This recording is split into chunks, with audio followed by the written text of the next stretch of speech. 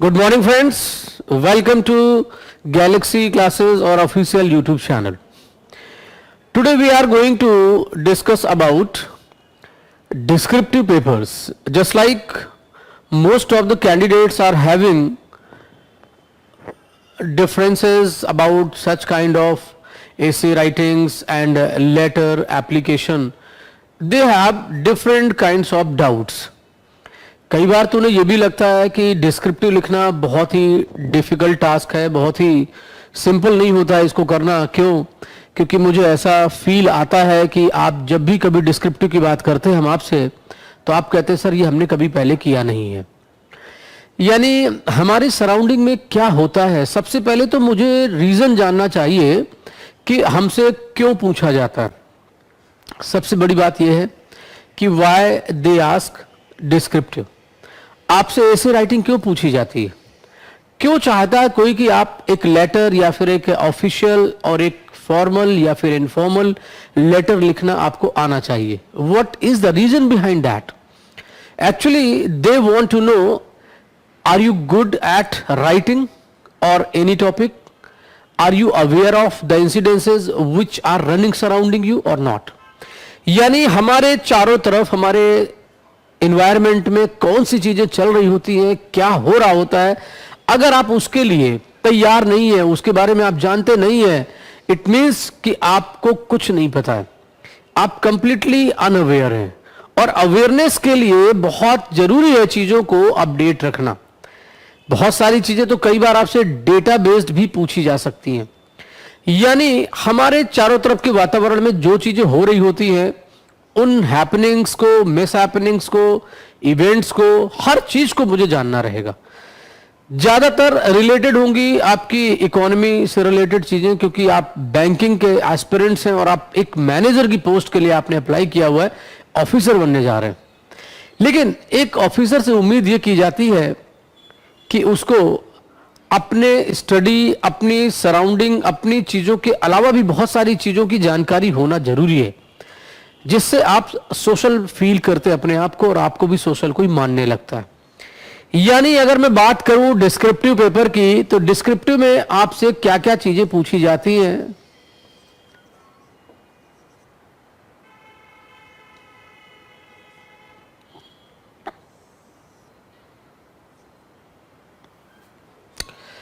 यानी अगर हम बात करते हैं कि डिस्क्रिप्टिव में आपसे कौन कौन सी चीजें आपसे पूछी जा रही भाई। अब डिस्क्रिप्टिव में आपसे सबसे पहला पार्ट आता है एशे राइटिंग का।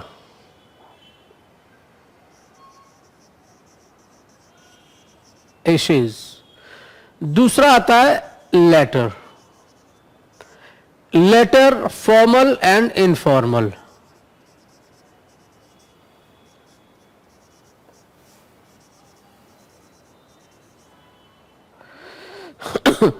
फॉर्मल एंड इनफॉर्मल, यानी कि पहला ये और दूसरा ये। सिर्फ दो ही चीजों की बात होती है। पेपर 30 मिनट्स का होता है। आपको एक लेटर एप्लीकेशन फॉर्मेट में हो सकता है, फॉर्मल हो सकता है, आपके रिश्तेदारों के लिए हो सकता है, आपके किसी अच्छे ऑफिशियल लेटर के हिसाब से देखें तो आपके सीनियर के लिए हो सकता है। यानी अगर मैं डिस्क्रिप्टिव की बात करूं तो आपके पास दो सेक्शन डिवाइड हो जाते हैं। The very first is how to write an essay on any topic.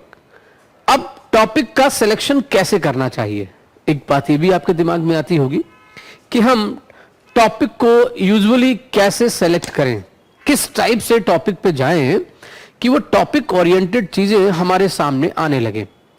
यानी कि आपके पास जितने भी टॉपिक्स होते हैं, तो कई बार सबसे पहला जो नजरिया होता है लोगों का, हाउ टू सेलेक्ट टॉपिक की अगर मैं बात करूं, how to select.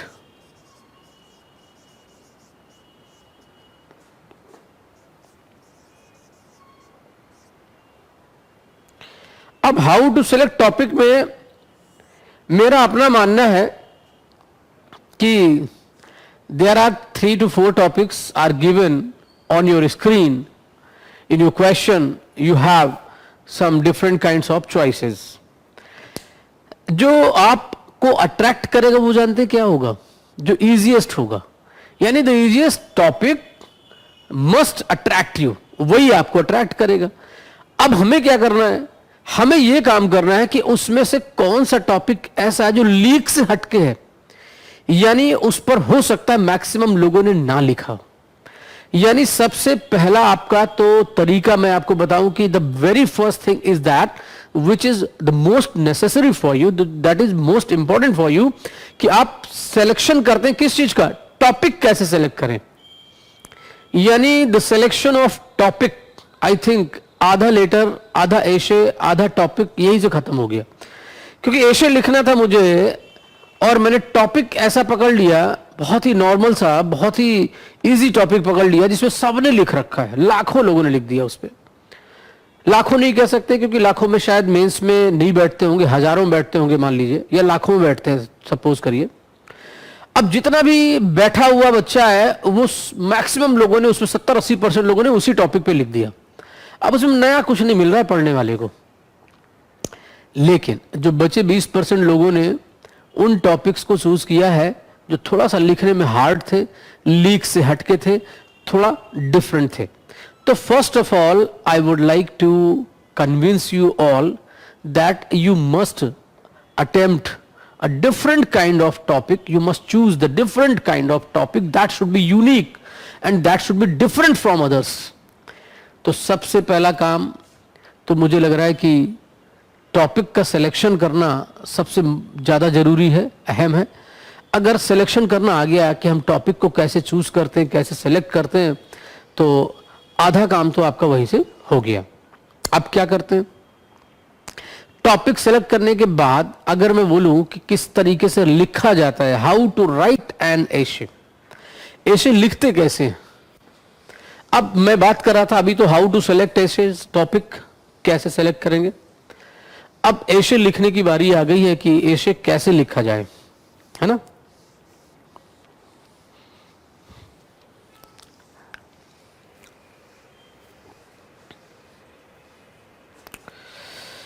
How to right,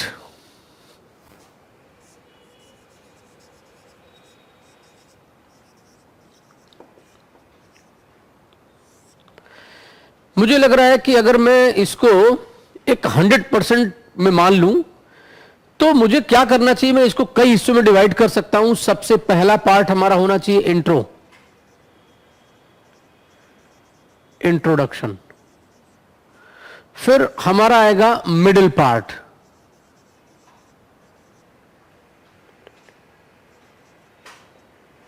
middle part के बाद हम इसमें क्या कर सकते हैं, फेवर में लिख सकते हैं, दूसरा अगेंस्ट में जा सकते हैं, यानी पॉजिटिव इंपैक्ट,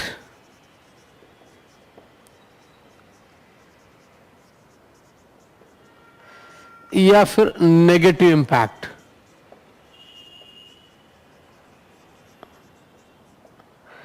एंड फाइनली हम इसको कंक्लूड करते हैं।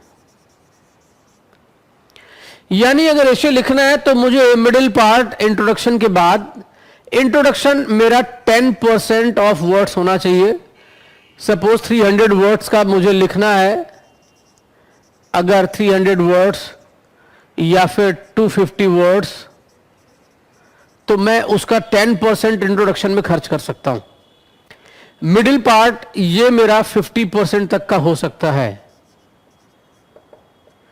अब बचा है 40%, मैं इसको 15% में ले जा रहा हूं, इसको भी मैं 15% में ले जा रहा हूं, और ये लास्ट का कंक्लूजन जो मैं दे रहा हूं उसको मैं फिर 10% में ले जा रहा हूं। अब आप देख सकते हैं कि ये पूरा हो गया 100%, 50, 10, 60, 75 एंड 90 एंड 100, यानी 100% वर्ड्स को हमने यूज कर लिया है। अब अगर मेरा तरीका, अगर देखो ये क्या होता है कि इसको पूछे जाने के भी कई तरीके होते हैं। Sometimes you are being asked कि आपके क्या opinion, what's your opinion on any topic.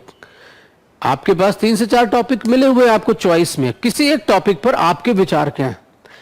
अगर आपके ऊपर डिपेंड करती सारी चीजें तो मैं समझूंगा कि इंट्रोडक्टरी पार्ट से लेकर के मिडिल पार्ट में सारी चीजें एनालाइज करने के बाद आपको नेगेटिव इम्पैक्ट और पॉजिटिव इम्पैक्ट में जरूर जाना होगा, क्योंकि आप एक तरफा नहीं जा सकते, वन साइडेड नहीं है, ये बोथ साइडेड एशे राइटिंग हो गई, क्योंकि आपके ऊपर की बात है। भाई आपको पेपर सेट करने वाला आप जानना चाहता है, जो भी चेक करेगा वो जानना चाहता है कि which kind of analytical approach you have. Are you having negative approach of viewership of anything when you are going to perceive, you start it negatively और पॉजिटिवली। तो आपको क्या करना है, आपको डिप्लोमेटिक होना है। हर एशे को लिखते समय 95% तक आपको डिप्लोमेटिक वे में चलना होगा। 5% मैं उसके लिए छोड़ देता हूं जब आपसे रिजिड नेचर में बोला जाता है कि इसका नेगेटिव इंपैक्ट ही बताना है आपको। अब वो अलग अलग साइड के होते हैं। दूसरा तरीका पूछने जाने का होता है कि टॉपिक लिख करके फिर वो पूछता है कि इसका पॉजिटिव इंपैक्ट बताइए, इससे फायदे किन किन को लोगों को हुआ। अगर हम बात करें, जैसे अभी हम टॉपिक ओरिएंटेड चीजें आपको डिस्कस करेंगे, बहुत सारे टॉपिक्स हैं। तो अगर हम सपोज करें कि हम कहें कि पैंडेमिक से सबसे तो फायदा किनको मिला है, 2 साल से हम लोग पैंडेमिक झेल रहे हैं और नॉर्मल लाइफ अब नॉर्मल हो गई लोगों की, कितने लोगों का रोजगार चला गया, अनएम्प्लॉयमेंट का रेशियो बहुत बढ़ गया है, महंगाई बहुत बढ़ गई है, बहुत सारी चीजों में दिक्कतें आ रही हैं, लेकिन फायदा भी हुआ है कुछ लोगों का।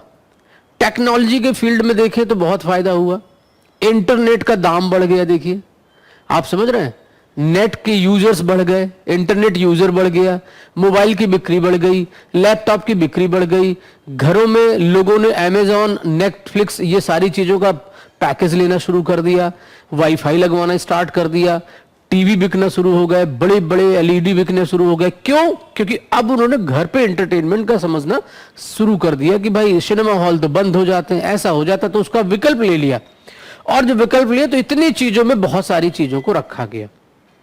इस बात से भी कोई इनकार नहीं कर सकता है कि आप देखते होंगे कि इन सारी चीजों के चलते बहुत सारी ऐसी चीजें हैं जिनमें उन दुकानों को नहीं बंद किया गया है, यानी अब उससे टैक्स मिलता है गवर्नमेंट को, तो उन्होंने उसको नहीं बंद किया है ना। तो ये बहुत सारी चीजें बढ़ गई। कुछ हॉस्पिटल्स, मेडिकल चीजों को जो बढ़ाना चाह रहे थे, 2 साल में हॉस्पिटल्स की मांग बढ़ गई, डॉक्टर्स की डिमांड बढ़ गई। तो अब वो कुछ ऐसी चीजें हैं जो नेगेटिव होते हुए पॉजिटिव इंपैक्ट छोड़ के चली जाती हैं। तो ये सारी चीजें हैं। लिकर, इनके दाम बढ़ गए, उसकी डिमांड बढ़ गई और उसको गवर्नमेंट ने रोका भी नहीं, चलता भी रहा। अब दिक्कतें कहां कहां उसके नेगेटिव इंपैक्ट की तरफ जाएंगे, तो बहुत सारी चीजें, बहुत सारे लोगों का रोजगार चला गया, बहुत सारे लोगों ने अपनों को छोड़ दिया, तमाम ऐसी चीजें हैं जो अब आपके आउट ऑफ बजट चली गई हैं, महंगाई आसमान छू रही है, तो एक मिडिल क्लास फैमिली के लिए सरवाइव करना उतना ही मुश्किल हो गया है। तो ये नेगेटिव इंपैक्ट है। पॉजिटिव इंपैक्ट वो था नहीं, लेकिन किस पर पॉजिटिव इंपैक्ट पड़ा, किसके लिए फायदा था? तो फायदा था कुछ लोगों का। कहने का मकसद ये, बाकी तो रेलवेज में नुकसान हुआ और आपका एयर सर्विस जो प्रोवाइड करती हैं कंपनीज, उसमें बहुत नुकसान हुआ, क्योंकि इंटरनेशनल फ्लाइट्स वगैरह में सब में रोक लग जाती है ना। एजुकेशनल डिपार्टमेंट्स की बात करें, तमाम फैक्ट्रीज की बात करें, तो उनकी मैन्युफैक्चरिंग बंद हो गई। तो ये अगर हम इन चीजों को लेके चलते हैं तो हम तभी बहुत अच्छा लिख सकते हैं किसी टॉपिक के बारे में जब मुझे उसके बारे में जानकारी होगी। तो ये पॉइंट आपके सामने मैं रखता हूं। दूसरा पॉइंट क्या है, हमें एक होता है टू डू कि मुझे ये चीजें रखनी चाहिए, नॉट टू डू मैं ये भी बताऊंगा। यानी कभी भी ऐसे लिखते समय आपको पर्सनल नहीं होना चाहिए। कोई भी टॉपिक आपसे पूछा जा रहा है, आप उसको पर्सनली ना लें, पर्सनली ना देखें, अपने हिसाब से ना देखें, और उसको जबकि थर्ड आई बन के आपको देखना होगा, थर्ड पर्सन बन के आपको रिव्यू करना होगा, तभी शायद आप उसको अच्छा लिख पाएंगे।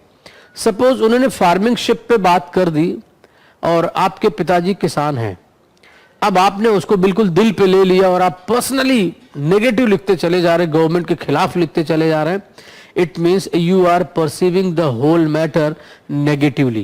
You have negative ideas about that particular topic or matter. तो ऐसा बिल्कुल भी नहीं कर सकते हैं आप, ठीक है।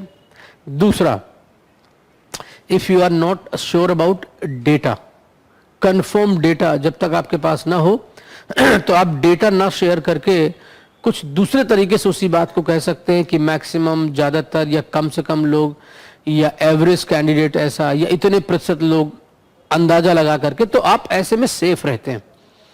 डेटाबेस चीज़ों को तभी रिफ्लेक्ट करें, तभी लिखें जब आप उसके प्रति डेफिनिट हो, आप श्योर हो कि नहीं, I am sure about my data, then you can show it, you can use it. Number third, हम कभी भी ऐसी बात नहीं लिखेंगे जो किसी को हर्ट करे, यानी हर्ट नहीं करनी चाहिए। अगर हर्ट करती है तो फिर गड़बड़ है, यानी आप किसी को क्रिटिसाइज नहीं कर रहे होते हैं। फिर इसके बाद जब हम फेवर और अगेंस्ट लिख रहे होते हैं तो हम फेवर इतना अच्छा करें कि कोई भी व्यक्ति हमारी उस बात से क्या हो जाए, आपसे सहमत हो जाए और आपसे कन्विंस हो जाए, और जब आप उसके अगेंस्ट में जा रहे हो तो भी आपसे एग्री करे और उन बातों पे बिल्कुल फिर उसके चीज के खिलाफ हो जाए, क्योंकि आपने इतना अच्छा उसको बता रखा है कि अब वो भी खिलाफ है उस चीज के। एंड कंक्लूड करेंगे जब आप, यानी जब आप कंक्लूड करते हैं या आप कंक्लूजन करते हैं, तो एट लास्ट आप किन चीजों को डिफाइन करते हैं, तो B diplomatic till the last moment. B diplomatic till your last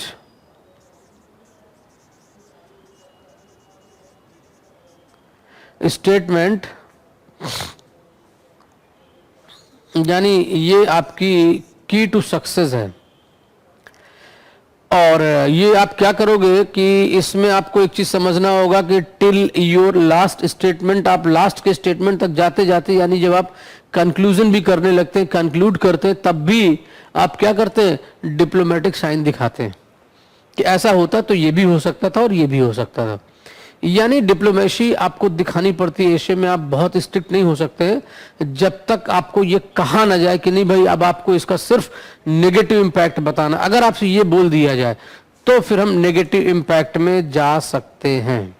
ठीक है, ये चीज यहां तक आपको सही करनी होगी। अब मैं चाहूंगा कि स्लाइड नंबर 1 दिखा दी जाए, जिसमें हम आपको ये बताएंगे कि कितने सारे टॉपिक्स आपको बता रहे हैं।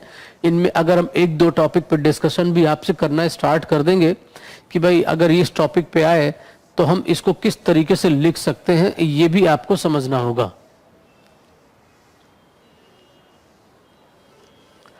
अभी हमारा चल रहा है हाउ टू राइट एशे, और एशे के टॉपिक आपके सामने आने वाले हैं, different topics of Ashes, and आपको उसमें समझना है कि हम उसको किस तरीके से हैंडल करेंगे, क्या लिख सकते हैं।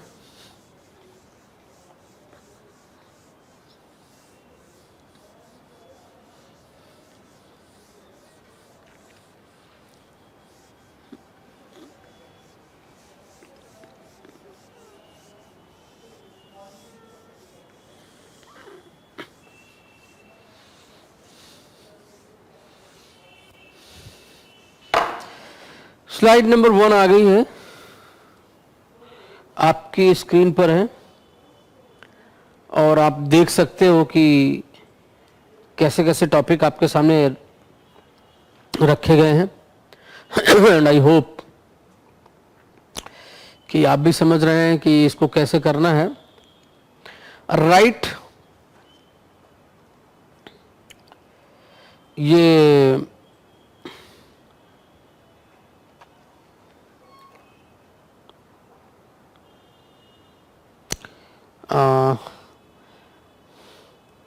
स्लाइड नंबर 2 पहले दिखा दी जाए।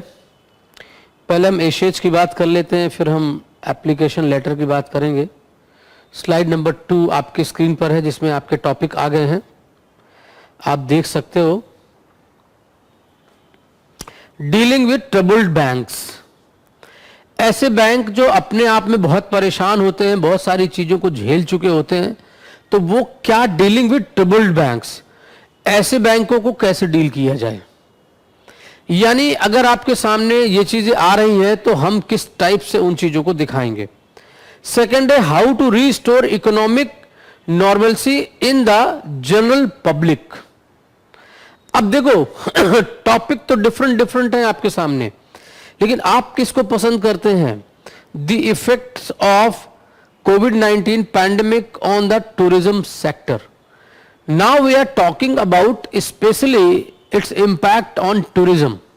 यानी अब टूरिज्म के ऊपर पैंडेमिक का असर क्या पड़ा. जैसे मैंने आपको इसके पहले बोला था कि पैंडेमिक का इंपैक्ट अगर डिफरेंट कैटेगरीज में देखा जाए तो अलग अलग चीजों में पड़ा.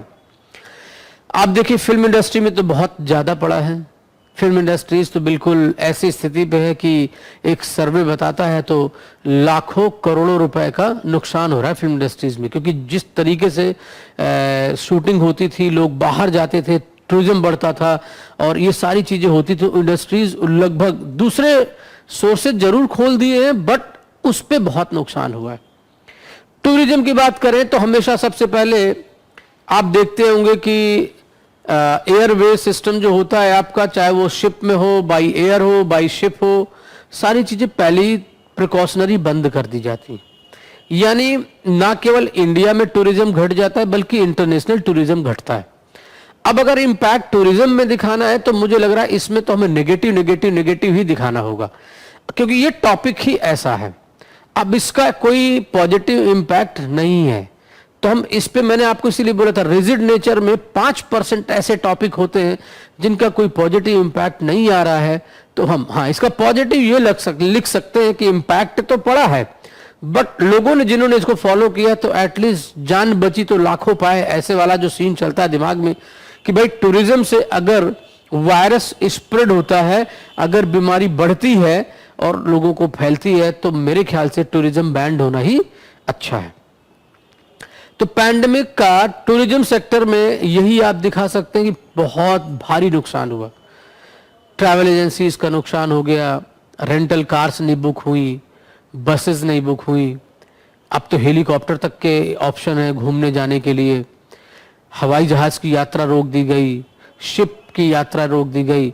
अब लोग नेशनल इंटरनेशनल दोनों जगह पे जब इनमें ट्रैवल ही नहीं कर पा रहे हैं तो टूरिज्म का इंपैक्ट, जिस शहर में टूरिज्म होता है उस शहर की इकोनॉमी कितनी अच्छी हो जाती है. जैसे बात करें जाड़े के दिनों में, इस टाइम पर लोग स्नोफॉल देखने के लिए उत्तराखंड, हिमाचल प्रदेश ऐसी जगहों पर जाते हैं. लाखों की तादाद में टूरिस्ट वहां जाते हैं, लोग रुकते हैं. वहाँ के होटल्स का कितना अच्छा बिजनेस हो जाता होगा, रेस्टोरेंट का बिजनेस, वहाँ रुकना, वहाँ खरीदारी करना. तो वो जो टूरिज्म है वो पैंडेमिक की वजह से बहुत ज़्यादा अफेक्ट हुआ है. तो there are so many distinguished reasons behind that कि भाई ये चीज़ें बहुत तेजी के साथ ग्राफ गिरा है. तो टूरिज्म ऑफ कोर्स घट गया, बहुत घट गया. लोग डरते हैं जाने से पहले कि भाई हमको भी ये बीमारी ना हो जाए, इससे अच्छा है कि हम 2 साल 3 साल 4 साल कहीं घूमने नहीं जाएंगे. तो टूरिज्म में इंपैक्ट तो बहुत पड़ा है और नेगेटिव इंपैक्ट ही पड़ा है. अब इस पर लिखना आसान था तो हो सकता है बहुत सारे लोगों ने इस पर लिख दिया हो. नया टॉपिक है आपके लिए, इंडियाज इंक्लूसिव ग्रोथ चैलेंजेस, कि इंडिया क्यों नहीं बढ़ रहा, उसके ग्रोथ चैलेंज. ये थोड़ा टफ है, देखो अलग है, यूनिक है, डिफरेंट है. इस पे लिखेंगे तो समझना पड़ेगा और सोच समझ के लिखेंगे, बहुत ही अच्छा लिखना पड़ेगा. और अगर इसमें अच्छा लिख दिया तो फिर बाकी के लोगों से आप थोड़ा सा डिफरेंट भी हो सकते हैं और आपके मार्क्स भी अच्छे आ सकते हैं. फिर क्या है, the importance of communication skills for life success. Communication skill का अच्छा होना कितना सफल बनाता है आपको, इसके बारे में लिखना. Examining during a pandemic presents unique challenges. Pandemic के दौरान किस तरह की चीज़ों का सामना करना पड़ा लोगों को, आपको, हमको, जनरली, ऑर्डिनरली, तो वो सारी चीज़ें आपने दिखाई. एंड देन आफ्टर आपने देखा promoting UPIs among the general public benefits and drawbacks. अब क्या है, नेशनलाइज्ड बैंक्स फेस डिफिकल्टीज. जो राष्ट्रीय बैंक है हमारे, नेशनलाइज्ड बैंक है, गवर्नमेंट बैंक्स हैं, वो किस तरह की समस्याओं का सामना करते हैं. Bank acquisition and mergers cause stress among young people. किस तरीके से जो मर्ज हुए हैं बैंक, कई बैंक्स को मर्ज करके एक बड़ा बैंक बनाया गया, उसमें एम्प्लॉयज क्या क्या झेल रहे हैं, किन किन चीज़ों का, कौन कौन चीज़ों का हर्डल्स बन रहा है. ये सारी चीजें। Public sector divestment, the importance of good decision making in a business. अपना बिजनेस जो भी आप कर रहे हैं उसमें आपका डिसीजन मेकिंग कैसा है, which kind of decision making must be adopted by a great successful businessman. If you want to become a successful businessman, which kind of technical support and which kind of ideas you are going to adopt. तो ये बहुत सारी चीजें important होती हैं, matter करती हैं। The importance of collaboration in an organization, किसी ऑर्गेनाइजेशन में कितना अच्छा संगठन है, किस तरह का काम करते हैं आप, इन सारी चीजों को लेकर के भी आपके सामने क्वेश्चंस बनते हैं, यानी ये सब आपसे डिस्कस किया जाता है। क्लियर हो रहा है आपको?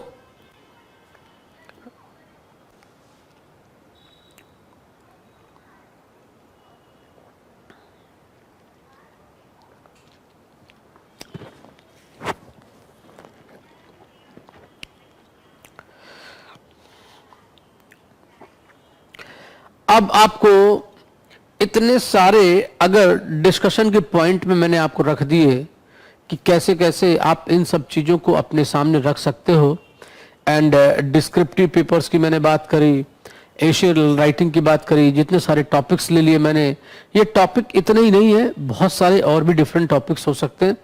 आप इनमें से किसी एक में भी लिख करके 250-300 शब्दों का पैराग्राफ चेंज करते हुए करें, हेडिंग वाइज ना करें। हेडिंग वाइज करने में अगर हेडिंग अच्छी नहीं हुई तो लोग अंदर का पढ़ना नहीं पसंद करते हैं, लिहाजा सस्पिशियस एस्पेक्ट्स में पैरा चेंज करते हुए लिखिए। And when you are going to write some lines on any topic, any matter, sophisticated matter, then it must be valuable. The words must be selected and selected words ही लीजिए। Economical अगर आता है तो उसके terms भी वही रखिए, यानी बहुत सारी चीजों पे आपको ध्यान रखना पड़ेगा। Is it clear? बहुत अच्छी। स्लाइड नंबर फर्स्ट दिखा दी जाए, हमने सेकंड पहले देखी है। अब मैं आपको बताना चाहूंगा कि लेटर्स लिखने का जो तौर तरीका है वो हमेशा आप देखिएगा कि आपको लेफ्ट हैंड साइड से ही लिखना हुआ है, राइट हैंड साइड से स्टार्ट नहीं करते, लेफ्ट हैंड साइड से ऊपर से नीचे की तरफ लिखते चले जाना है। और वही टू द, फिर एड्रेस, फिर डियर सर, फिर उसके नीचे, और फिर लास्ट में आप अपना सारी चीज़ों को मेंशन करते हैं। लैंग्वेज डिफरेंट हो सकती है कि when you are going to write on personal letter then it should be personal, and when you are going to write any letter to any official it means it becomes formal. अब formal में आप बहुत ही अपनी घरेलू इस तरह की बातों का डिस्कशन नहीं कर सकते, टू द पॉइंट बात होती है। पहला पैरा चेंज करते हैं आप तो उसमें कुछ मैटर लिखते हैं और थर्ड में आप कंक्लूड कर देते हैं। बहुत ज़्यादा मैटर नहीं होता है, सिंगल पेज में ही खुलता है, सिंगल पेज में ही होता है, लिहाजा ऑन स्क्रीन जितना दिखता है उतना ही होना चाहिए। उसको बहुत ज़्यादा स्क्रॉल करके बहुत ज़्यादा देखने के लिए और बहुत सारा मैटर उसमें लेटर में एप्लीकेशन फॉर्मेट में किसी में भी नहीं लिखा जाता, टू द पॉइंट बातें होती हैं। तो ये था लेटर को लेकर के। और आपके पास write a letter to your bank requesting a loan to pursue higher education in the United States. America में हायर एजुकेशन के लिए आप जाना चाहते हैं और आप रिक्वेस्ट करना चाहते हैं आपके बैंक में आपको एजुकेशन लोन लेने के लिए, तो आप जाहिर सी बात है आपके दिमाग में पूरा मैटर आ गया है, आप उसको उसी तरीके से कंपाइल करेंगे एंड ऊपर क्या लिखेंगे, फिर उसके बाद क्या लिखेंगे, फिर कंक्लूजन टाइम पे ऐसे राइटिंग नहीं है कि बहुत बड़ा आप लिखते चले जा रहे हैं, अमेंडमेंट की भी जरूरत नहीं है, सीधे टॉपिक की बात करते हैं, टू द पॉइंट बात करते हैं और आप वहां तक पहुंचने लगते हैं। Write your siblings a letter outlining how to prepare for competitive exams. अपने सिबलिंग्स यानी छोटे भाई बहनों को कैसे गाइड करेंगे कि वो किस तरीके से गवर्नमेंट एग्जाम की तैयारी करें। It means you must be aware of all the posts and what kind of requirement, what kind of vacancies are nowadays in the market and how to apply and what will be the procedure of study. So आपको ये सारी चीजों का खुद से भी knowledge होना चाहिए, देन आप किसी को सजेस्ट कर पाएंगे। सपोज आप बैंक की तैयारी करते हैं आप खुद से, तो आप अपने सिबलिंग्स को, आप अपने कलीग्स को, या आप अपने दोस्तों को, या अपने फ्रेंड्स को, या अपने जूनियर्स को, या अपने भाई बहन को आप किस तरीके से सजेस्ट करेंगे, बात यहाँ पे आती है। A letter to your siblings encouraging him or her to study for a competitive exam. फिर write a letter to a student preparing for his board exam offering advice on how to study effectively. यानी यहाँ भी आप बड़प्पन दिखाई रहे हैं अपना कि किस तरीके से एग्जाम में आप तैयारी करें कि मार्क्स अच्छे आ जाएं। Write to the Hindu's editor expressing your deep concern about the impact of adult rated movies on young minds. Writing an acceptance letter for a job offer an assistant manager. Complain to the CEO about the additional work in the office. आप company के CEO को शिकायत कर रहे हैं, अब ये complaining nature का एक ऑफिशियल लेटर है जिसमें फॉर्मल लैंग्वेज में आप लिखेंगे कि टू द मैनेजर या to the CEO of company, नाम लिखा, उसके बाद आप डियर सर, और अपनी भड़ास निकालना शुरू कर देते हैं कि भाई मुझे कौन कौन सी दिक्कतें हो रही हैं आपकी कंपनी में, और इन इन चीज़ों के लिए एडिशनल वर्क प्रेशर जो होता है वो मैं उसको नहीं, मतलब मैं बियर नहीं कर सकता हूँ, तो आप उसको हैंडल करें और वो प्लीज़ मेरी हेल्प करें और मेरी प्रॉब्लम से मुझे बाहर निकालें। तो ये इस टाइप से आपको इसमें देना रहता है। कोई डाउट यहाँ तक? तो ये तो रहा डिस्क्रिप्टिव पैटर्न की बात जो हम कर रहे थे। अब हम चलते हैं थोड़ा सा मिसलिनियस, आपकी चूंकि मेंस का पेपर और मेंस में या प्री में या किसी भी चीज में जब आप एग्जाम देते हो और आपकी स्पीड मेंटेन नहीं है तो बहुत सारी चीजों में आपकी गलतियां पकड़ ली जाती हैं। यानी जब भी हम कोई चीज करते होंगे, कोई भी आप जब भी कोई क्वेश्चन का आंसर ढूंढते हैं और वो आंसर आपको नहीं मिलता है तो आप जानने के लिए भी बहुत बेताब होते हैं, और बेताब इसलिए भी होते हैं कि आपको ये फील आता है कि भाई इसको किस तरीके से किया जाना चाहिए। Is that clear? अब देखो एक चीज मैं पहले से बता दूं आपको, थोड़ा पीपीटी हटाएंगे 2 मिनट के लिए।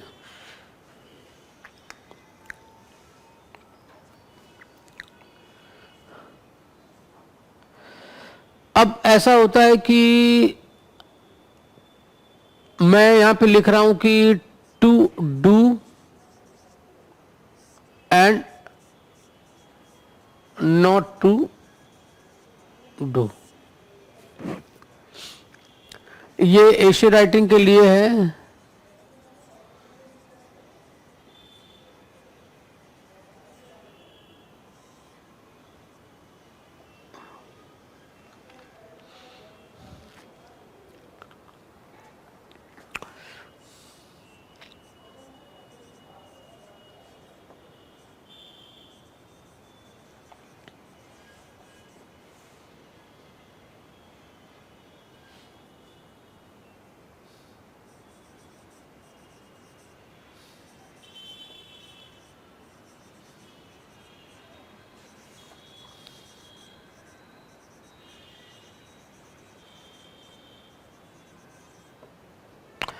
Topic should be different and interesting.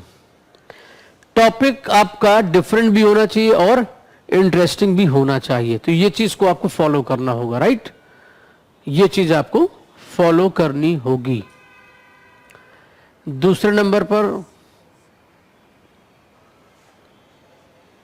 Use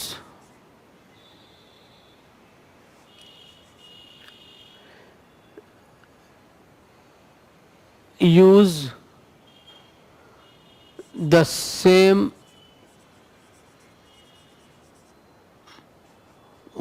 pattern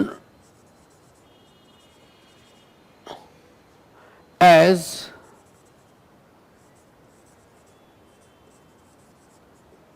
the topic requires।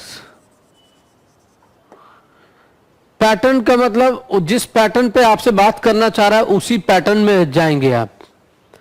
मतलब आपसे वो पॉजिटिव पूछ रहा है तो आप पॉजिटिव इंपैक्ट को लेके चलेंगे पूरा, आपसे नेगेटिव पूछ रहा है पूरा नेगेटिव लेके चलेंगे, आपको डिप्लोमेटिक पूछ रहा है कि आप पॉजिटिव नेगेटिव दोनों करिए तो आप सेम पैटर्न को फॉलो करेंगे। तीसरा,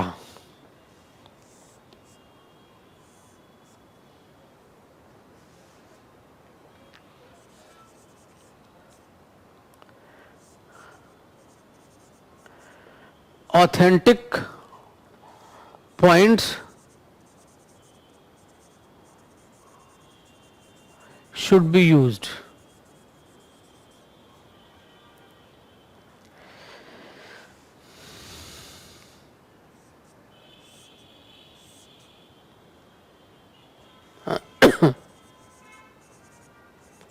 Avoid data, avoid showing data, avoid showing data if you are not sure. या इसको हम रख सकते हैं नॉट टू डू में कि हम इसको अवॉइड करेंगे तो ये नॉट टू डू में चला जाएगा कि हमें डेटा नहीं दिखाना है.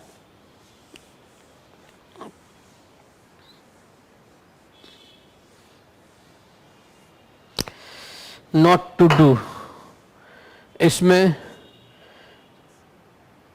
Don't be personal.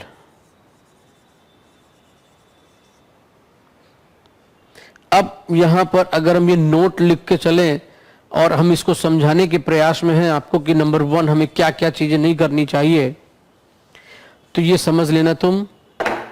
Number 1, don't be personal. Number 2, यहां पर कभी भी ऐसी चीजों को इस्तेमाल में नहीं लाना है, नहीं लिखना है जो दूसरों को हर्ट करे. यानी हम किसी के खिलाफ जा करके कोई चीज नहीं करते हैं, है ना. तो डोंट बी पर्सनल. ऐसे राइटिंग करते समय आपको पर्सनल बिल्कुल भी नहीं होना है. क्लियर है. और यहां पर जो हमने लिख दिया था तो मैं इस पॉइंट को यहां पे मैं ऐड करूंगा कि avoid data if you are not sure about that. जी जी क्लियर है.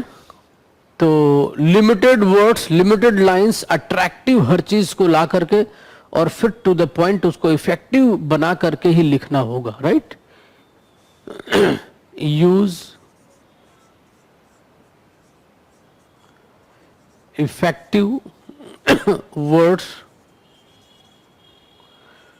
related to the topic. ये चीजें यानी अगर हम इतने सारे पॉइंट्स को लेकर के मैं चलता हूं तो मेरा एशे राइटिंग बहुत ही अच्छा चला जाएगा. लेटर में ऐसा कुछ है नहीं. टॉपिक मैंने आपसे डिस्कस कर ही दिए थे. ग्रामर शुड बी इम्प्रूव्ड, है ना. ग्रामर अच्छी होनी चाहिए, ग्रामेटिकली एरर नहीं होनी चाहिए कि बार बार उनको ये लग जाए, और वर्ड्स का रिपीटिशन नहीं होना चाहिए. राइट. तो यहां भी आपको लिखना होगा ग्रामर शुड बी करेक्ट,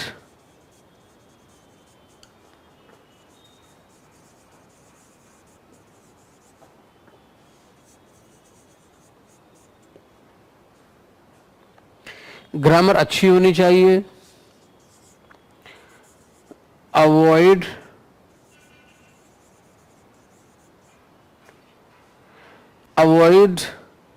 मैं यही कहना चाहूंगा कि एटलीस्ट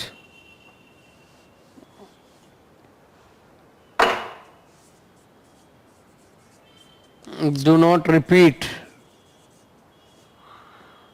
द सेम वर्ड्स और line in transformed mood. Transformed mood यानी कि do not repeat the same words or line in transformed mood. कई बार ऐसा करते हैं हम लोग कि ट्रांसफॉर्म करके उसी चीज को दोबारा फिर लिख देते हैं. ये सोचते हैं next person is not going to understand what I have delivered in the first line. So don't do that. It means you are going to waste your time, you are going to waste your words. The same line, उसी एक line का जो आपके पास मौका मिल रहा है 10 से 15-20 शब्दों को और आप अच्छे से लिख करके कोई इंप्रेसिव लाइन लिख सकते थे, तो इसीलिए वो आपको कम से कम शब्दों में ज्यादा से ज्यादा चीजों को लिखने की बात करते हैं। लिहाजा ये जो चीजें आपके सामने रखी गई है, इन सब का यूज आपको करना आना चाहिए। उम्मीद करता हूं ये जितने भी पॉइंट्स मैंने रखे हैं, टू डू यानी इतने चीजों को करना ही है, और जिन जिन चीजों को आपको कैसे फॉलो करना, ये दोनों चीजें एक साथ मिला करके इसमें रखी हुई हैं। यानी एक चीज तो कंफर्म हो गई है कि अब कभी भी आपको एशे राइटिंग या लेटर राइटिंग या डिस्क्रिप्टिव से रिलेटेड कोई आपको दिक्कत नहीं होने जा रही। क्लियर हो गया? अब हम चलेंगे नेक्स्ट डिस्कशन की तरफ, जिसमें हम लोग एरर्स की बात करेंगे, जिसमें हम लोग मिसलिनियस तैयारी की बात करते हैं, पेपर की तरह बात करते हैं कि एग्जाम में क्या क्या चीजें आपसे पूछी जा रही हैं।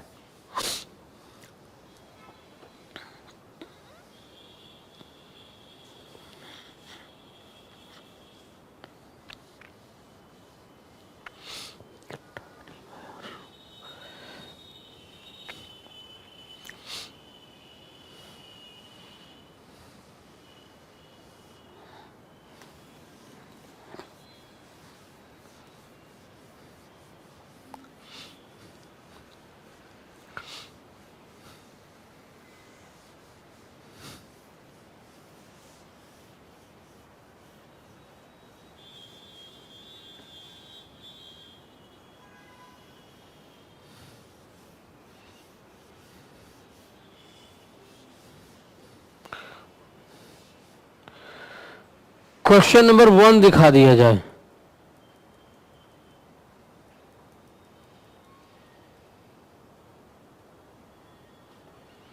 क्वेश्चन नंबर 1,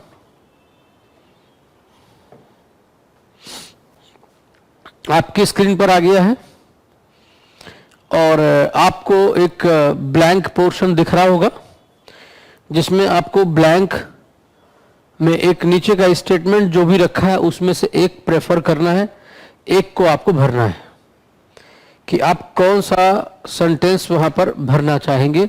ये आपके ऊपर है, क्योंकि सेंटेंस आपके सामने रखा हुआ है, पूरा बहुत ही कायदे से रखा हुआ है।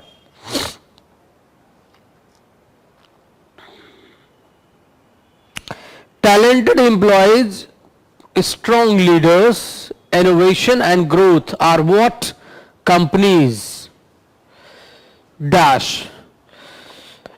seek to destroy, asked from the beggars, demanded from the employees, need to survive and win long term, none of these। आपके पास चॉइस है, आप क्या भरना चाहेंगे। ये आपके ऊपर है कि आप उसमें कौन सा भरना चाहेंगे, बताइए।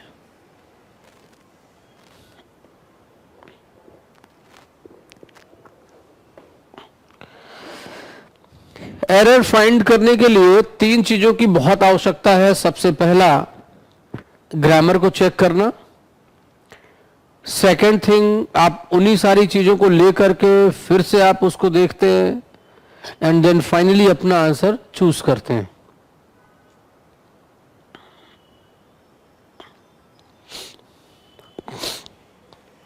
फिलहाल यहां पर आपको फिल इन द ब्लैंक करना है, तो क्लियर करेंगे कि कैसे आप इसको फिल इन द ब्लैंक्स में ले जाते हो। बताइए क्या भरना चाहेंगे आप।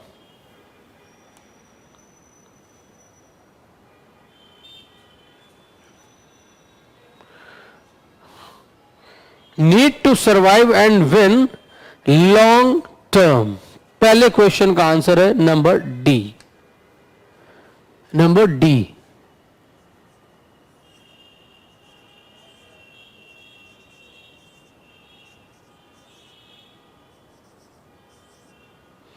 Number D.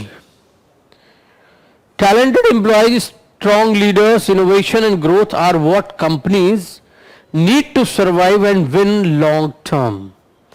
यही आवश्यक होता है कि अगर कोई टैलेंटेड एम्प्लॉयज हैं, स्ट्रॉन्ग लीडर्स हैं, इनोवेशन है एंड ग्रोथ आर व्हाट, यही सारी चीजें हैं जो कंपनी रिक्वायरमेंट रखती है। क्यों? क्योंकि वो चाहती है कि लॉन्ग टर्म पर वो कंपनी सरवाइव करे।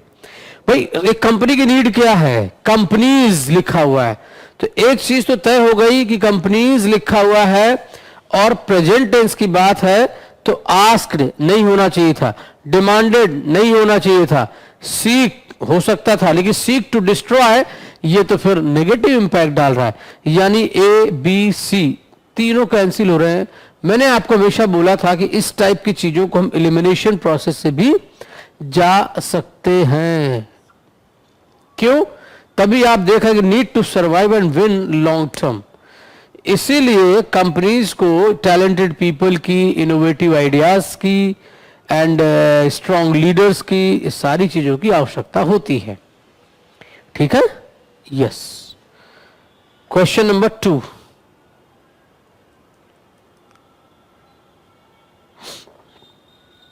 क्वेश्चन नंबर 2 आपकी स्क्रीन पर।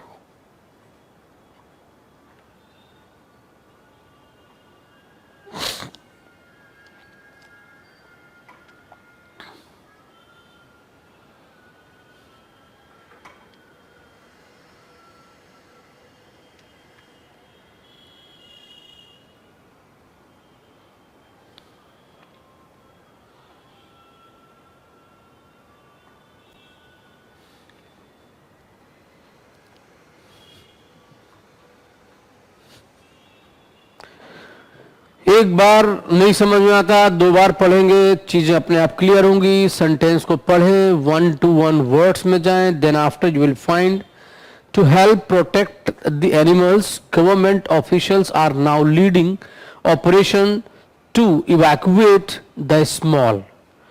अब यहां पर नीचे आपके पास आता है problems that often arise due to poaching, issues that are caused by hunting, number of survivors from the area, quantity of resources available to the animals. There are 4 options and just you have to get a single option. बताइए।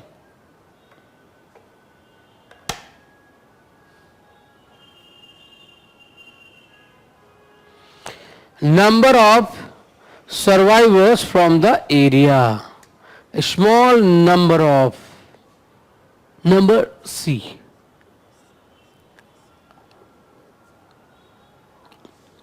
Clear हुआ? चलिए question number 3,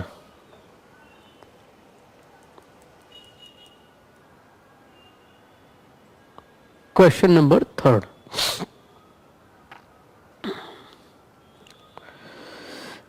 कोई भी pattern को जब भी आप देखते हो तो ये बहुत ही अच्छे पैटर्न बेस्ड है, मिक्स्ड हैं। देखो सब हर तरह के क्वेश्चंस आपको यहां पे देखने को मिल रहे हैं। एरर भी मिलेगी, फिल इन द ब्लैंक्स मिलेगा, डबल एरर मिलेगी। अब ये जो क्वेश्चन आपके सामने आया है, ये इसमें डबल यानी मिक्स्ड एरर है। आपको डिफाइन करना है कि कहां पर एरर है। फटाफट बताइए।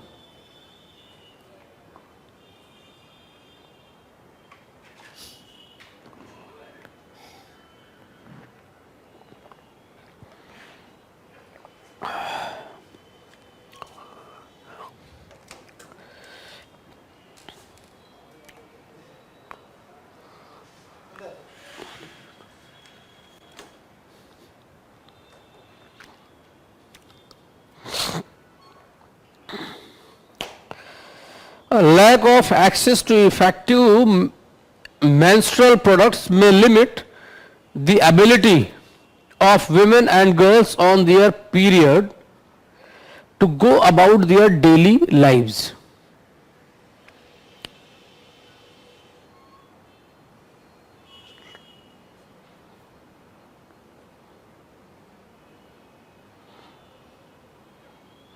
कहां पर एरर है इसमें?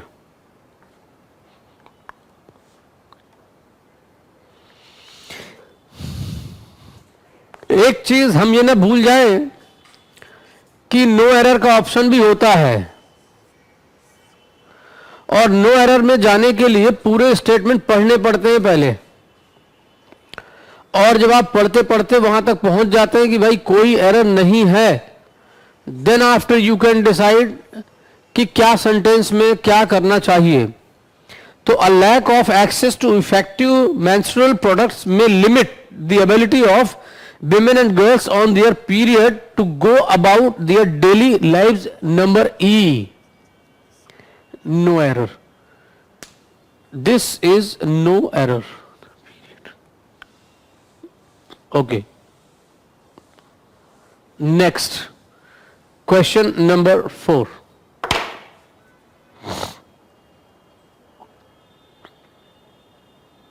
ये आ गया question number 4. In the first week of the lockdown, with no transport available, thousands of migrants. ये सेंटेंस आपके सामने है,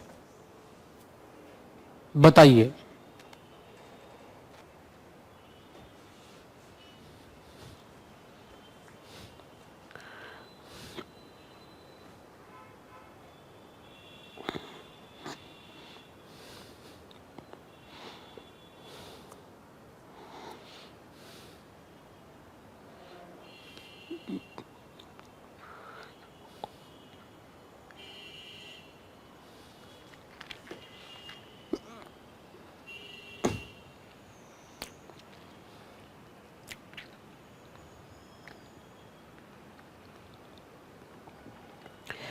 कभी भी किसी भी स्टेटमेंट की एरर अगर ढूंढनी है आपको, तो अब आप क्या कर सकते हैं, सेगमेंट वाइज, यानी जहां पे स्लैश लगा होता है उसके अंतर्गत जितने भी वर्ड्स आते हैं उन वर्ड्स को पहले हम पकड़ लेते हैं कि कौन कौन सा सब्जेक्ट है, कौन कौन से वर्ड्स उसमें यूज हुए हैं, कितने पार्ट्स ऑफ स्पीच के हैं.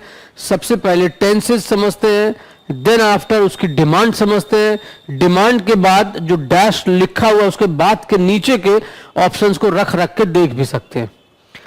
But elimination process must be required by you and it makes the easy concept. Just like in the first week of the lockdown with no transport available, thousands of migrants. तो अब क्या किया, thousands of migrants ने क्या किया?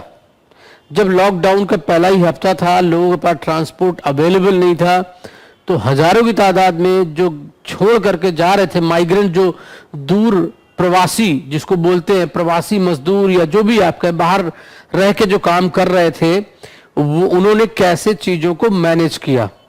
तो took away the highways on foot, walking across state to get home. पहला, took on the highways on foot, walking across states to get home.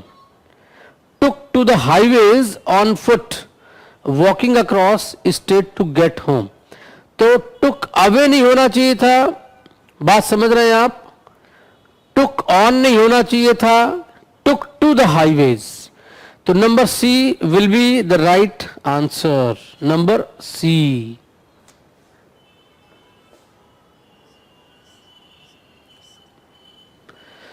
Number C will be the correct answer. Question number 5.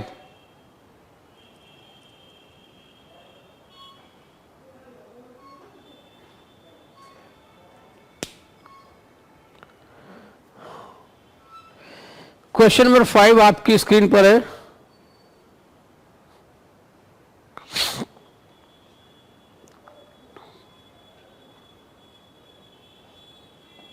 We know surprising little about vanished civilization whose majesty and whose ultimate demise were closely linked to liberties they took with water.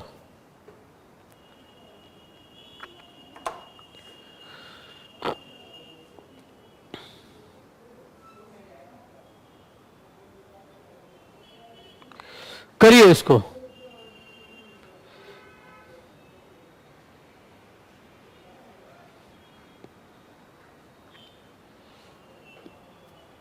एक से ज्यादा error होंगी तो आपके पास choice है. Elimination process से जाएंगे तो भी बहुत आसान हो जाएगा. We know surprising little.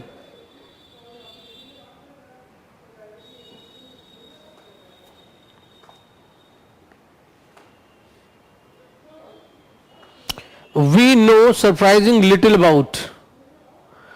अगर ए में एरर है, पहली चीज, एलिमिनेशन प्रोसेस से जा रहे हैं हम लोग, अगर ए में एरर है तो फिर ए वाले ऑप्शन में अगर जाते हैं तो कम से कम ए और डी यानी बाकी सब बेकार. जब चॉइस मिल जाती है तो मुझे लग रहा है कि ये आसान होता है. जब आपसे सिर्फ डायरेक्ट पूछता है कि आप किस सेंटेंस में एरर है तो टफ है वो. याद रखना मेरी बात को. आपको लगता जरूर है कि सर इसमें 2 सेंटेंस में कहीं एरर है, बट वो आपके साथ चॉइस भी दे रहा है ना कि ए और बी में है, कि सी और डी में है, कि बी और सी में. अगर बी में एरर है तो ये भी समझ जाना कि ए और सी में ही है, बाकी सब में नहीं है ना. पहली चीज तो एरर है कि नहीं है ये डिसाइड करो. अगर है तो नो एरर वाला ऑप्शन तो गया, बचे 4 में से किसी एक में तो पकड़ो कि एरर है. जैसे वी नो सरप्राइजिंग, तो वी नो, अब देखो नो क्या है, वर्ब. और वर्ब का जो मॉडिफायर होता है ना वो क्या होता है, एडवर्ब. तो जैसे मुझे लिखना है आई नो कंप्लीट होगा कि आई नो कंप्लीटली. ये सही है. क्यों, आपको एडवर्ब की जरूरत है. क्लियर हो रहा है. जैसे ही इज वर्किंग, ऑनेस्ट होगा कि ही इज वर्किंग ऑनेस्टली. बताइए.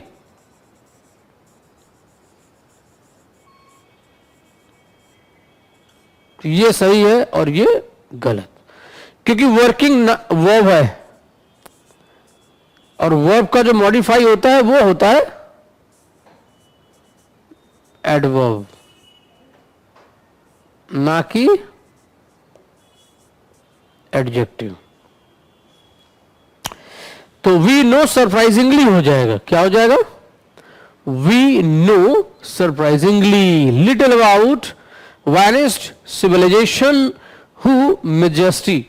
अब who majesty इसका तो कुछ आपने देखा, इसका कोई कनेक्शन ही नहीं हो रहा है, कोई कनेक्टिविटी नहीं है. तो हम क्या करेंगे, whose majesty, whose. तो भाई 5वें के ए में एरर है और ए का फॉर्मूला बताता है कि ए और बी में दोनों में एरर है. तो पहले में हम चेंज करेंगे सरप्राइजिंगली और दूसरा हम चेंज करेंगे नंबर बी में whose. ये हमारे 2 तरह के चेंजेस होंगे और मैंने नीचे लिख करके इतना आपको समझा भी दिया है. एंड होपफुली आप समझ भी गए होंगे कि हाँ सर ये हमको अब क्लियर हो गया है. चलिए,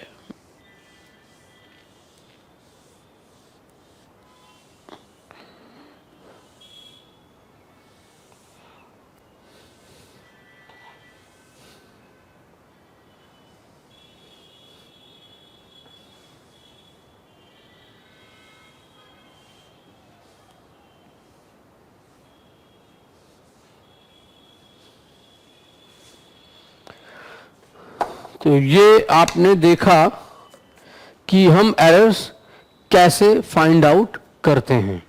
क्लियर हो रहा है आपको. यानी ऐसी तमाम चीजें, बहुत सारी चीजें जो आपके दिमाग में चलती रहती हैं, उनको हम किस तरीके से आगे बढ़ाने का काम करते हैं. Question number 6.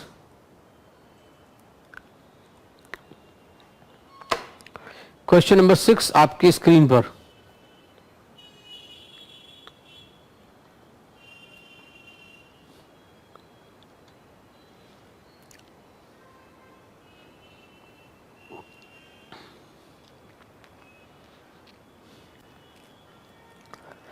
बताइए.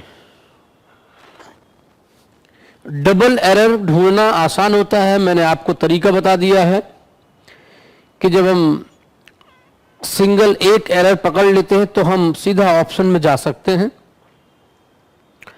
और ऑप्शन से जा करके उनको सही कर सकते हैं।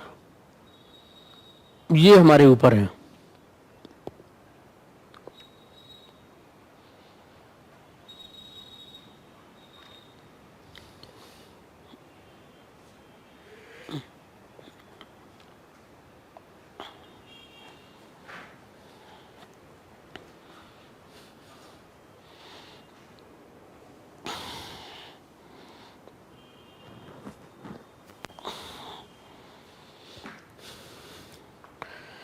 क्लियर हो रहा है? तो despite a 5-year extension of the deadline, a majority of Indian power plants have been not able to get their toxic emissions down. क्या करेंगे इसको बताइए, क्या करेंगे इसको? Despite a 5-year extension of, कहां एरर लग रही है आपको? बोलिए।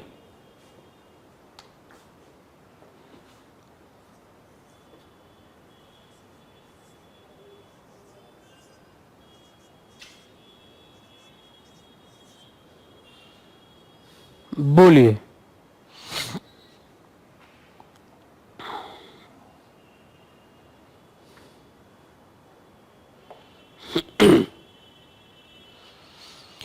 डिस्पाइट, देखो डिस्पाइट अपने साथ कोई प्रीपोजिशन नहीं लेता है, देखो इंस्पाइट ऑफ लेता है हमेशा। इंस्पाइट ऑफ लेता है और डिस्पाइट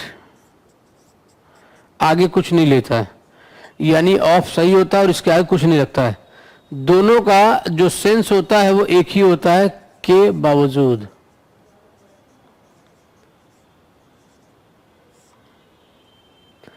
के बावजूद, राइट? इन स्पाइट ऑफ, तो ये आप ऐसे करेंगे इसको। कोई डाउट किसी को? Okay, next. अब देखो नंबर 6 में ही अभी नेक्स्ट नहीं करेंगे, इसका आंसर नहीं दिया अभी, 6 का आंसर अभी बाकी है। अब आप देखो despite a 5-year extension of, यहां तो मुझे कुछ दिक्कत नहीं हो रही है, कोई प्रॉब्लम नहीं मुझे। The deadline, a majority of Indian, यहां भी कोई दिक्कत नहीं हो रही है। Power plants have been not able to, तो एक्सटेंशन ऑफ, ऑफ के पहले हमारा सब्जेक्ट निकल जाता है। तो जब हम सब्जेक्ट के अंदर की चीजों को भाप लेते हैं, समझ लेते हैं, तो मुझे समझ आना चाहिए कि कौन से ऑप्शन में मुझे जाना होगा। क्लियर हो रहा है? तो वहां पर हैव नॉट बीन जहां लिखा हुआ है नंबर सी में, तो हैज नॉट बीन हो जाएगा, यानी बी ऑप्शन में एरर है। बी में ऑप्शन में एरर, सी और डी। बी ऑप्शन लगेगा, सी और डी में एरर है। हैज आना चाहिए हैव की जगह पर, और डी वाले ऑप्शन में आएगा दियर। तो वो हैव नॉट बीन तो सही था, तो हैज हो जाएगा। Despite a 5-year extension of the deadline, a majority of Indian power plants, a majority, तो has not been able to get, their हो जाएगा, THEIR, क्या हो जाएगा? दियर, THEIR, ये चीज। क्लियर? चलिए, तो ये आपका सी और डी ऑप्शन में जाएगा। क्वेश्चन नंबर 7 में आ जाते हैं।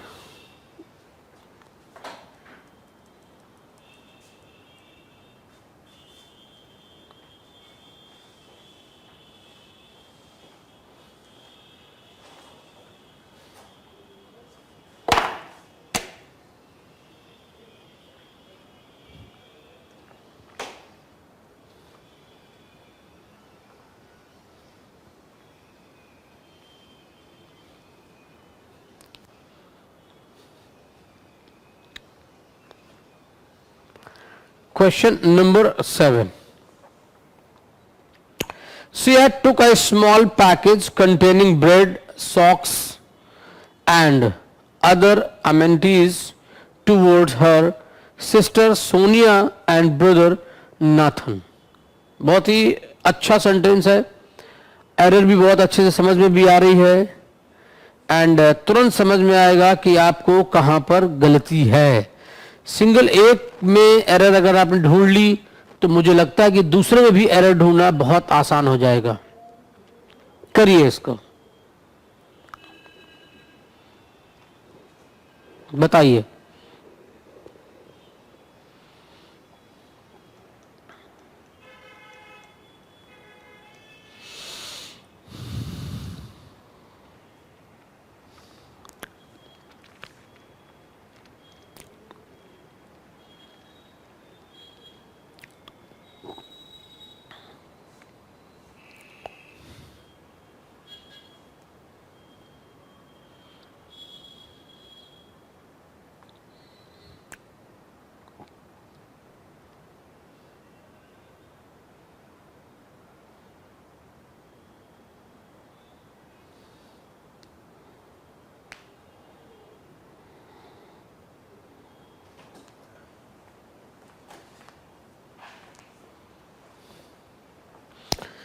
यानी एक चीज डिसाइड हो गई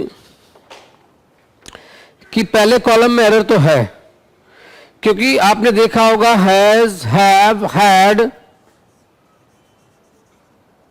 has, have, had and will have, ये सब के सब अपने साथ हमेशा वर्ब का थर्ड फॉर्म कैरी करते हैं। तो she had taken a small, यहां तक तो सही था। अब यानी ए में एरर जरूर है। अब ए में एरर है तो ए हमारा ए में है और डी में है, सिंपल है। यानी ये चीज अब कंफर्म हो गई है कि सी में प्रॉब्लम है कि बी में। तो पैकेज कंटेनिंग ब्रेड सॉक्स, तो यहां पर कोई प्रॉब्लम नहीं है। And other amenities towards her, तो टूवर्ड्स नहीं होगा, टू हर, क्या हो जाएगा, टू हर। तो जो प्रॉब्लम है वो किस में, डी में, ए और सी। और ए में करेंगे टेकन और डी में, सी में करेंगे टू, टू वर्ड्स की जगह पे टू। क्लियर हुआ? तो ये हम लोग यहां तक इसको कैरी करेंगे। क्वेश्चन नंबर 8,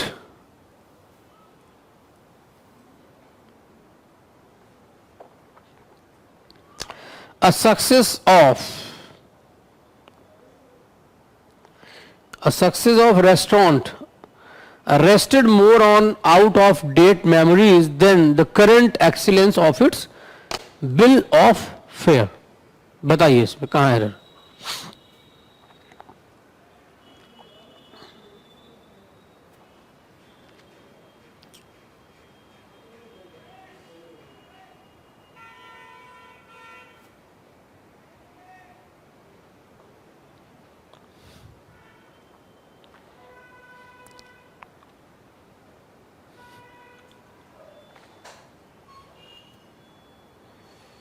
बताइए।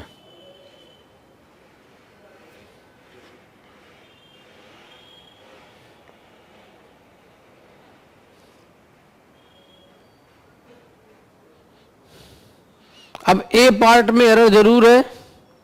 अब ए में एरर है तो ए सिर्फ एक ही जगह पर है, ए में, ए और डी। तुम्हारा क्या आएगा आंसर, नंबर ए, और ए और डी, ये आपका आंसर बन रहा है। ठीक है। और ए में करेंगे द सक्सेस, द सक्सेस होता है, और जो डी में एरर है वो देन की जगह पे हो जाएगा दैन, क्योंकि मोर लिखा हुआ है और मोर हमेशा क्या लेता है, दैन। और ये मैंने फॉर्मूला बताया था 7वें का, ये 8वें का है। यानी जब कंपैरिजन दिखाया गया है तो उसको उसी हिसाब से हम कैरी करते हैं। क्लियर हुआ?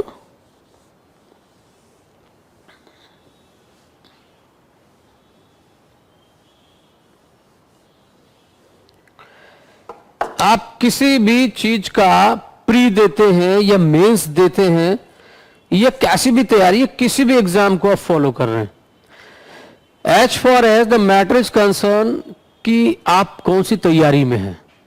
हाँ, थोड़ा सा डिफरेंसेस जरूर होते हैं, लेकिन जिन्होंने मेंस स्टैंडर्ड की तैयारी कर ली है उनका प्री होना तो बहुत ही जरूरी है, अपने आप से होता है, डेफिनेटली हो जाता है। और जब प्री हो जाता है तो जिम्मेदारी बढ़ जाती है, क्योंकि आपने देखा होगा आप सभी का मेंस ही लगा हुआ है। आपने देखा होगा परसों के दिन आने वाले टाइम पे यानी 2 जनवरी SBI PO का मेंस लगा हुआ है, राइट। मैं उन तमाम लोगों को कॉन्ग्रेचुलेशंस कहूंगा जो उसको निकालने के बाद हमारे सेंटर में, हमारी गैलेक्सी, हमारे पार्ट से जुड़ते हैं, वो भी इंटरव्यू सेशन के रिलेटेड। यानी मेंस स्टैंडर्ड की अगर आपने तैयारी कर ली और मेंस हो जाता है तो भी कहीं भटकने की कोई आवश्यकता नहीं है, जुड़े रहेंगे और आगे इंटरव्यू तक का साथ रहेगा, यानी आपको ऑफिसर बनाने तक का साथ रहेगा। यानी जितनी भी चीजें आपसे डिस्कस होती हैं आप उसको घर पे प्रैक्टिस करते रहें। और आज का सेशन यहीं तक रखते हैं। नेक्स्ट क्लास में कुछ और भी डिस्कशन के साथ और भी ढेर सारी एरर्स, मिसलिनियस और ऐसी, चूंकि प्रैक्टिस ओरिएंटेड सेशन है, रीजन कि तुरंत इसके बाद IBPS PO का भी मेंस लगा हुआ है, देन IBPS क्लरिकल मेंस लगा हुआ है। तो अगर हम उसी लेवल की तैयारी करेंगे तो कैसे नहीं क्लर्क हमारा निकलेगा। तो नेक्स्ट क्लास में जुड़े रहेंगे और अभी फिर तब तक के लिए आप get practice at home. Thank you.